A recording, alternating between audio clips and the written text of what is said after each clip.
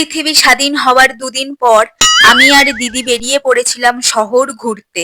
হঠাৎ মনে হলো নিজের শহর ছেড়ে দিদির বাড়ির শহরে যাই।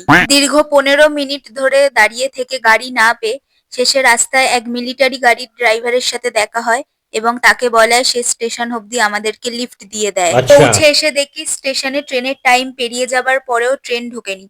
যেমন আমরা একটা টাইম বলে আর একটা টাইমে কোথাও যাই সেরকম। বলতে বলতে পৌঁছে গেলাম ওপার বাংলা থেকে এপার বাংলায়। একটু এগিয়ে দেখি সব নতুন করে সৃষ্টি হলেও আর কোল্ড ড্রিঙ্কস কোম্পানির জিনিসগুলো জীবিত আছে এখনো।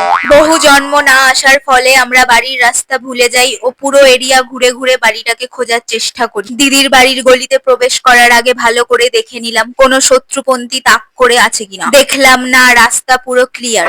শুধু গার্ড হিসাবে এরিয়ায় দুজনকে দায়িত্ব দিয়ে গেছে, কিন্তু তারা দায়িত্ব পালন করবে কি নিজেরাই ঝামেলা করে যাচ্ছে। ফাইনালি নিচে ডকুমেন্টস ভেরিফিকেশনের পরে আমাদেরকে উপরে উঠতে দেয়। দিদি আমাদের শত্রুপন্থী ভেবে ভয়ে দরজা প্রথমে খুলছিল না, তারপর দরজার এপার থেকে পরিচয় দেবার পর দিদি আমাদের বিশ্বাস করে দরজাটা খুলে দেয়। আর এরকম ভুলভাল ব্লগের সিরিজ তোমাদের পছন্দ হলে কমেন্টে জানিয়ে যাও নেক্সট পার্টের জন্য। বাই।